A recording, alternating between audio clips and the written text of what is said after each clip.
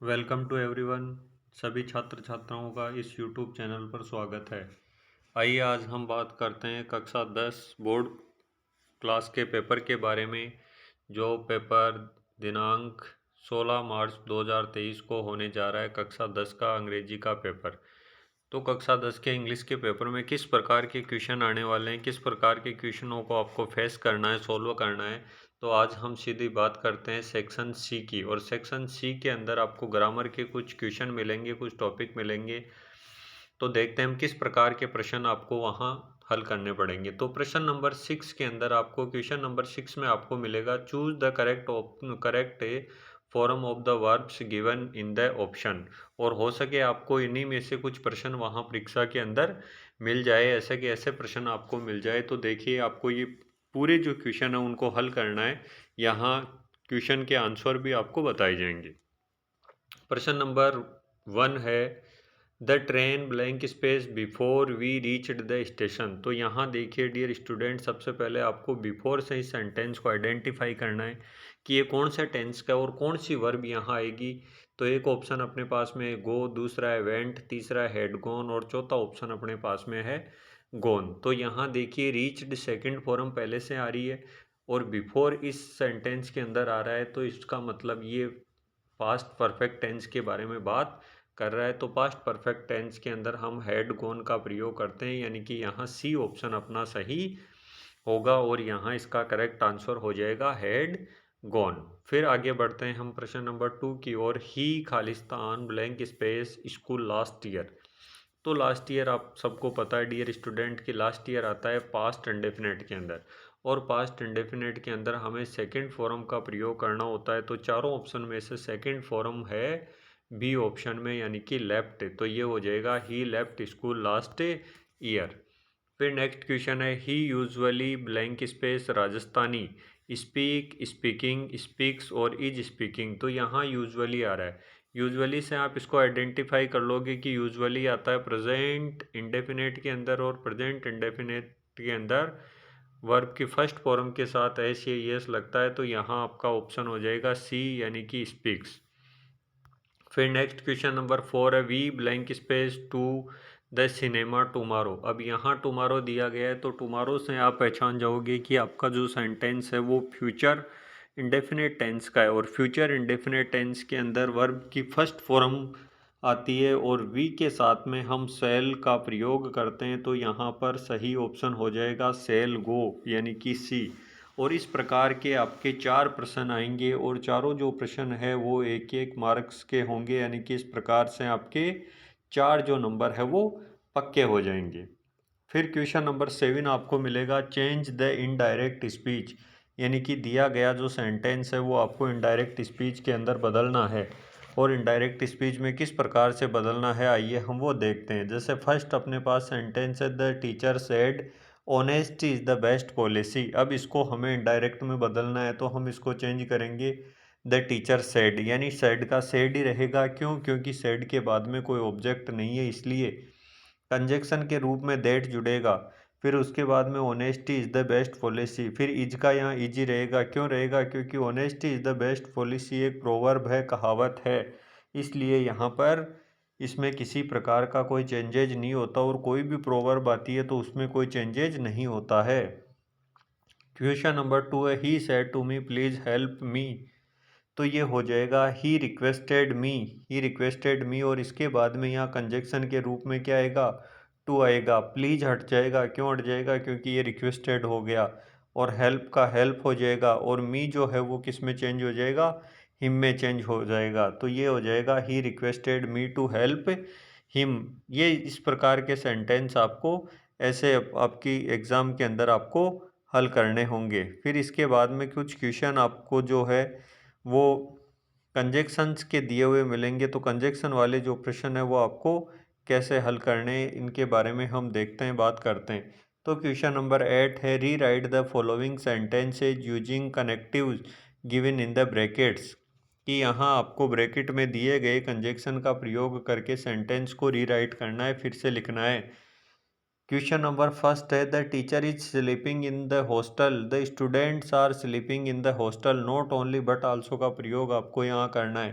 तो not only but also का प्रयोग करने से पहले आपको देखना पड़ेगा कि स्लीपिंग इन द हॉस्टल दोनों में कॉमन है और दोनों के सब्जेक्ट अलग अलग है। तो आप नॉट ओनली का प्रयोग पहले करो, फिर फर्स्ट जो सेंटेंस है उसका सब्जेक्ट लिखो, फिर बट आल्सो लिखो और फिर उसके बाद में दूसरे सेंटेंस का सब्जेक्ट लिखो।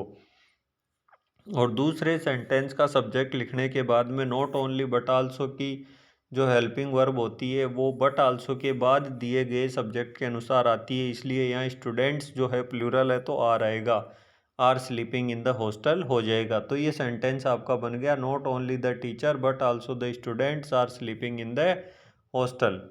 फिर दूसरा, it is very cold we can not go out. We can not go out, too का प्रयोग इसमें आपको करना है। तो ये वेरी की जगह टू हो जाएगा और यहाँ से वी कैन नॉट हट जाएगा और यहाँ टू लग जाएगा।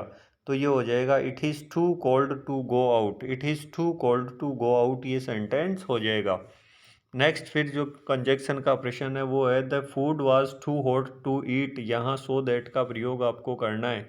तो ये सो दैट का प्रयोग इस प्रकार से होगा, the food was so hot, यानी कि टू की जगह सो हॉट हो जाएगा, that I could not eat it हो जाएगा। फिर इसके बाद में आपका क्वेश्चन नंबर जो 9 है वो है join the following sentences using the relative pronoun given in the brackets, यानी कि रिलेटिव प्रोनाउन का प्रयोग यहाँ हमें करना होगा और रिलेटिव प्रोनाउन का प्रयोग करके हमें इस सेंटेंस को तैयार करना होगा। तो फर्स्ट सेंटेंस अपने पास में, we saw the man he sells fruits, who का प्रयोग यहाँ करना है, हु रिलेटिव प्रोनाउन का प्रयोग करके हमें इस सेंटेंस को चेंज करना है। तो आइए हम देखते हैं कि किस प्रकार से ये अपना जो सेंटेंस है वो चेंज होगा। तो we saw the man he sells fruits, who relative pronoun का प्रयोग करके हम बनाएंगे we saw the man who sells fruits. We saw the man who sells fruits, ये वाक्य बन जाएगा। फिर दूसरा है it was 1947 India got freedom then, और वैन का प्रयोग इसमें हमें करना है। तो वैन अपना रिलेटिव प्रोनाउन है, इसका प्रयोग हम करेंगे it was 1947 when India got a freedom. फिर क्वेश्चन नंबर 3 है give me the reason. Give me the reason you have not done your homework why. Give me the reason you have not done your homework, why का प्रयोग यहाँ आपको करना है। तो Y का प्रयोग कैसे होगा, give me the reason why. Give me the reason के बाद में वाई जोड़ दो और फिर आगे का जो सेंटेंस है वो ऐसा का ऐसा लिख दो, you have not done your homework, और ऐसा का ऐसा आ जाएगा। फिर प्रश्न नंबर 10, क्वेश्चन नंबर 10 है change the following sentences into passive voice. Passive voice के अंदर दिए गए सेंटेंस को हमें चेंज करना है। तो फर्स्ट प्रश्न है अपने पास, people understand Hindi all over the country. अब यहाँ देखिए हमें ऑब्जेक्ट का पता कैसे चलेगा कि अपनी वर्ब के बाद में दिया गया जो वर्ड है वो अपना ऑब्जेक्ट होता है। तो ऑब्जेक्ट जैसे यहाँ हिंदी है, हिंदी को हमने सब्जेक्ट बनाया हिंदी, फिर यहाँ अंडरस्टैंड आ रहा है यानी कि प्रेजेंट इंडेफिनेट आ रहा है, तो यहाँ इज हो जाएगा और इज के बाद में वर्ब की हमेशा आप पैसिव वॉइस के अंदर थर्ड फॉर्म का प्रयोग आपको करना है। इस बात का विशेष ध्यान रखना है कि पैसिव वॉइस टॉपिक के अंदर चाहे टेंस कोई सा भी हो, वर्ब की हमेशा आपको थर्ड फॉर्म का प्रयोग ही करना है। तो यहाँ आपने अंडरस्टूड का प्रयोग किया, understood all over the country, और यहाँ आपको फिर पीपुल लिखने की आवश्यकता नहीं है, यानी कि कुछ अननेसेसरी सब्जेक्ट्स होते हैं जैसे पीपुल है, नोबॉडी है, एवरीवन है, कैटल है, पुलिस है, इस प्रकार के कॉमन शब्द है जो आपको ऑब्जेक्ट में लिखने की आवश्यकता नहीं है, फिर भी आपका जो सेंटेंस है वो राइट रहेगा। नेक्स्ट है please keep up the grass. Please keep up the grass, तो ये हो जाएगा यू आर रिक्वेस्टेड, यानी कि प्लीज़ का जो जगह है वो कौन ले रहा है, you are requested. You are requested to keep off the grass, keep off the grass यहाँ हो जाएगा। फिर क्वेश्चन नंबर 11 है frame question of the following sentences. तो यहाँ है आई लाइक इंग्लिश मोस्ट। अब आई लाइक इंग्लिश मोस्ट का आपको फ्रेम क्वेश्चन बनाना है जिसमें विच सब्जेक्ट आपको पहले से ही दिया हुआ मिलेगा। तो विच सब्जेक्ट यहाँ आ गया, इसके बाद में आपने लिखा डू यू लाइक मोस्ट। अब ये डू कहाँ से आया, डू ये इस प्रकार से आया कि यहाँ दिया गया जो लाइक है उससे आपने आइडेंटिफाई किया कि ये present indefinite sentence present indefinite tense का सेंटेंस है तो यहाँ डू हेल्पिंग वर्ब यूज किया आपने, और आई जो है वो हमेशा यू में चेंज हो जाता है, तो आई का यू आपने चेंज किया और लाइक मोस्ट आ गया, लास्ट में साइन ऑफ इंट्रोगेशन आ गया। आई लाइक इंग्लिश मोस्ट का फ्रेम क्वेश्चन बन गया, which subject do you like most.